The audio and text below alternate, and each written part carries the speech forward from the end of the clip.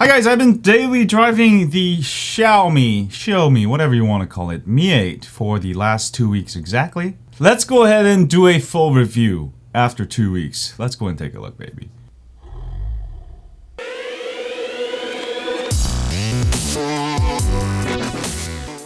Okay guys, I am pretty amazed at this bad boy. I know the Poco phone is out. I have the box, I haven't unboxed it. The reason why I am doing a review of this, obviously because I've been using it for 2 weeks and I really want to give you guys my thoughts right now. But yeah, before you go on to the rest of the review, if you wanted to get the best phone under $450, this would be it. Now, this phone is not going to work for everybody, but I'm going to go ahead and mention all the good things and bad things and let you decide for yourself. But personally, I could use this phone over the Galaxy S9, the OnePlus 6, the LG G7, especially considering this is so much cheaper. It's retailed at $420, but if you're in the US, you're mostly gonna have to pay like 10% more. So I actually paid $460.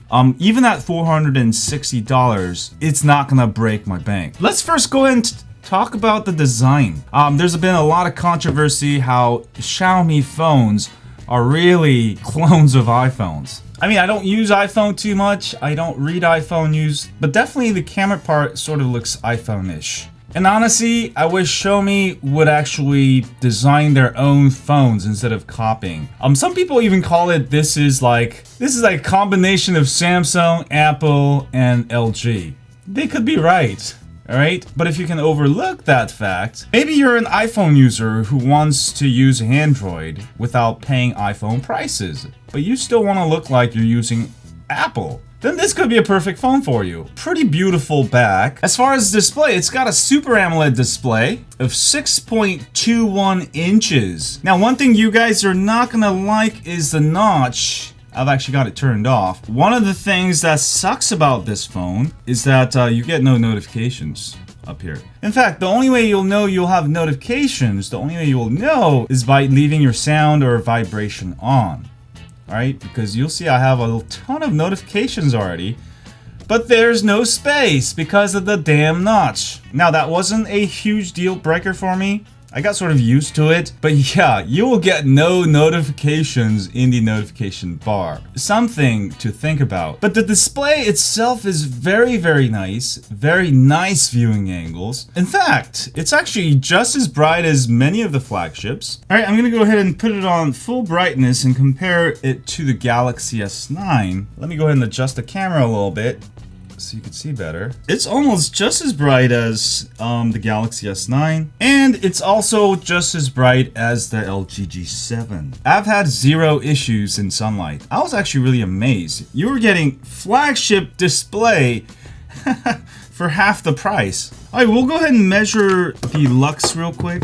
LG G7 boosted mode, I'm getting around 760. Actually slightly higher with the Mi8, Galaxy S9 and 653. Now, the Galaxy S9, the brightest mode does not get activated unless you're in the actual sun. But you can see that it is pretty damn bright.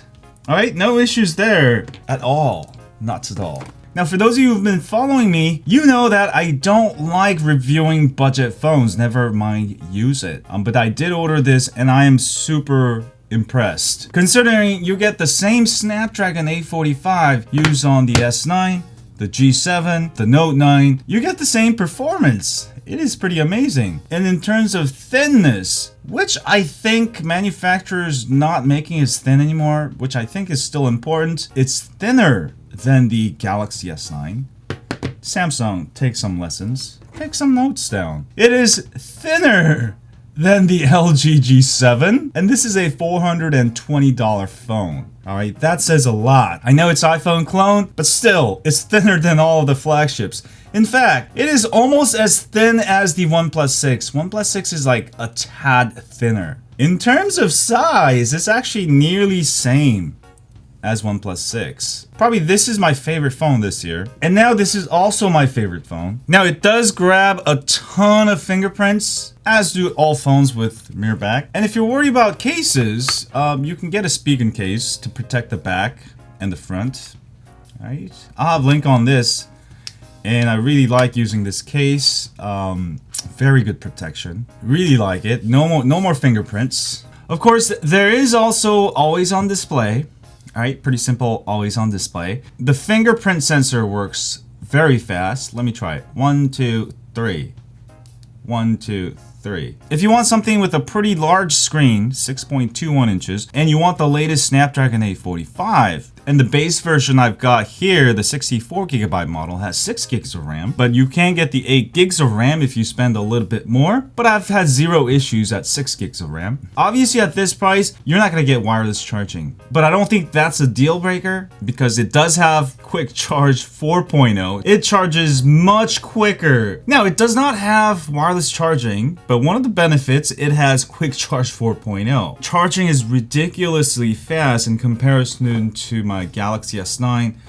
Also the LG G7. Now LG G7 still has quick charge 3.0. The Samsungs still have quick charge 2.0, and a phone that retails for half the cost has the latest quick charge 4.0. Now I've tried Xiaomi phones a few years ago. It was really horrible. The build was horrible. The software was laggy. It was really horrible. But I gave them another chance this year with the Mi 8, and man, it's right up there. I'm really impressed. Alright, of course, there's no waterproofing either. Right? If you enjoy using your phone near water, that could be a deal breaker. But again, price is so damn cheap. Another benefit of this phone, you can easily root it and install custom ROM. As far as performance on this, there was initial reviews that people have uploaded on YouTube. Now, those I believe are actually beta units. They're not retail units. And mine runs super fast. Even the benchmarks, just as fast as the LG G7 Galaxy S9. You know, zero issues with heat, playing games. As far as the UI, it is really, really fast. I've made a few changes, of course. It does come with MIUI launcher, MIUI launcher,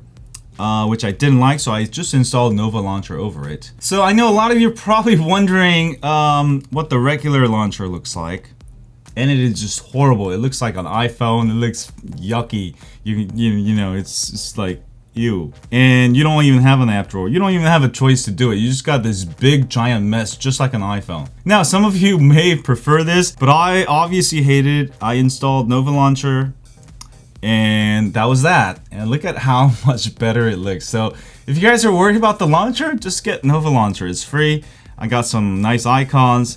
And boom, it's a new phone. I got it set to 246x7 grid size, which is awesome for this size phone. And yeah, I've had zero issues. Of course, one thing I changed was change the animations from 1x to 0.5x. That made my UI slightly even faster. And if you haven't used Xiaomi phones yet, performance, I would say it's actually slightly faster than the LG G7. It is even faster than the Galaxies, probably most Galaxies. Like I said, man, I'm telling you, Xiaomi is on the come up. And you know what? I bought this with my own money. I have absolutely no reason to tell you nothing but the truth. And if you've never used a Xiaomi phone like the Mi 8, you gotta really try. It really opened up my eyes and really got me believing in budget phones. All right, so pretty awesome stuff. If you're worried about performance, it's still gonna outperform any LG or Samsung UI. All right, a $420 phone. As far as 4G LTE bands, I've had zero issues on my T-Mobile, AT&T. Now, if you live in an area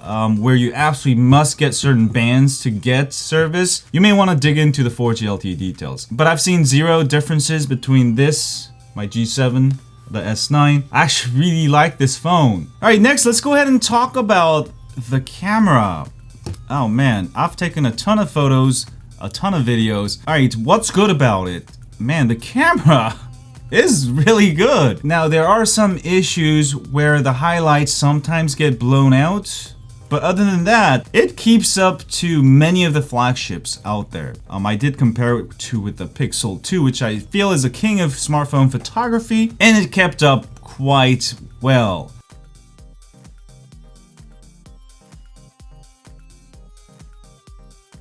Even in low light, selfies, the back camera,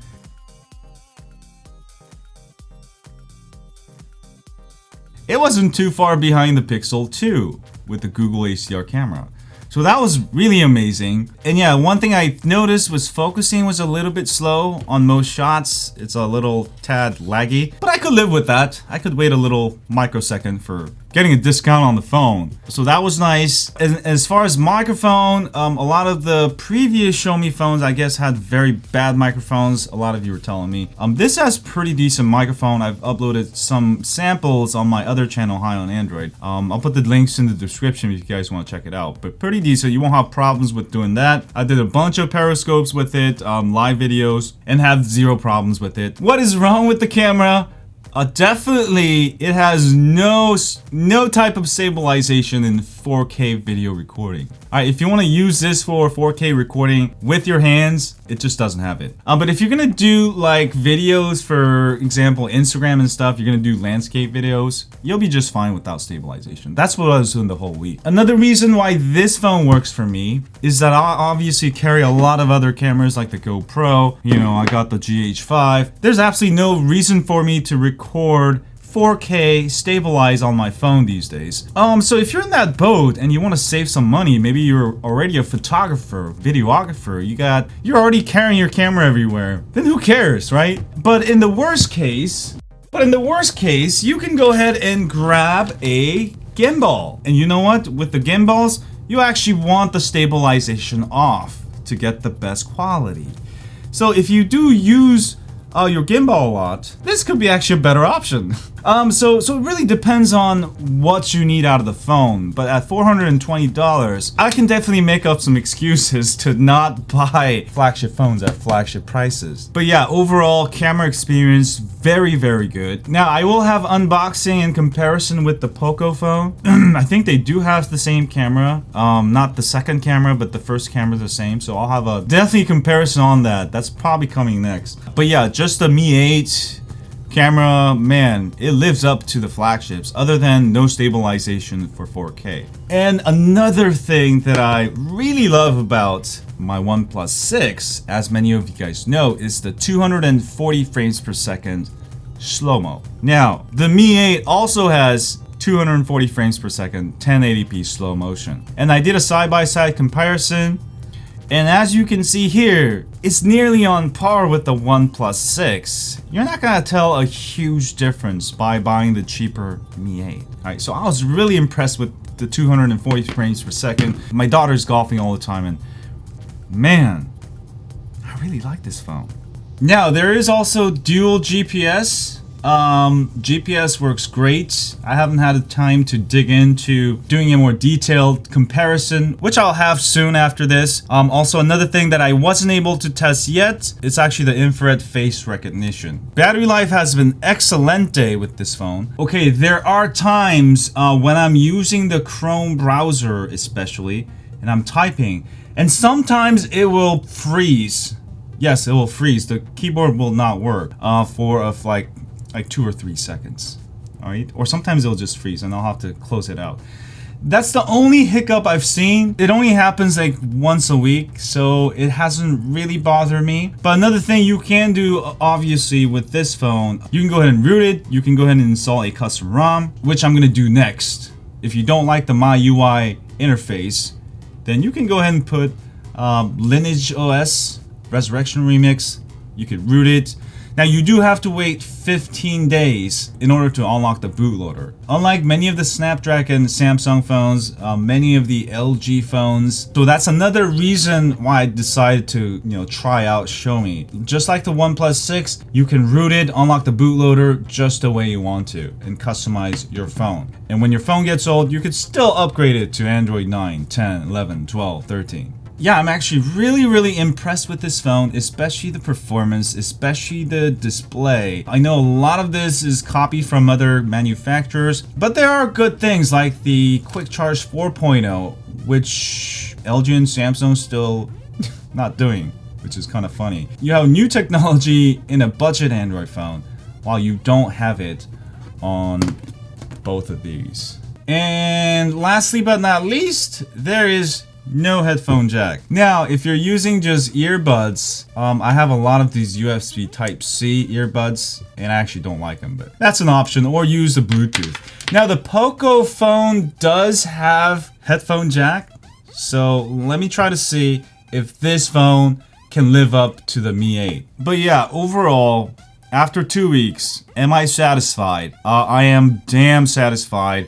Your money will go a long way. If you're a student, maybe you're going through financial hard times, but you still want to get the latest Snapdragon 845 processor. You have GSM networks like AT&T, T-Mobile, or you live anywhere outside the US, then you can go ahead and use this. Also, it is dual SIM, so you can use 2 SIM cards, which is great for travel. The good thing with this phone is a budget phone that's also very widely sold. It's not a budget phone that's not popular. It's a phone that's very, very popular. You're gonna be able to find some nice accessories. So you can also protect your phone, add new features. Yeah, there are things not to like about this phone also, but I've found that if you want to really save money this year on an Android phone, maybe you want to skip a year for the next flagship, then this is going to definitely get you by for another year, maybe 2. This is simply a very good deal for the price. It is definitely the best phone you can buy if you're talking retail prices. This is definitely the best phone you can buy under $450. Now, I do like the OnePlus 6 a little bit more. Performance is a tad faster. You get 8 gigs of RAM. If I had choice, then I definitely get the OnePlus 6. Also, there's no 15-day OEM unlock jail. There's also the camera is better, especially with the 4K stabilization. If you're thinking about the best budget Android phones, I mean, I think these 2 are it. Of course, I will have unboxing of this coming next and full comparison with the Mi 8, so watch out for that. And we will figure out together whether the Poco phone could possibly live up to the Mi 8. This is a $300 phone. This is a $420 phone.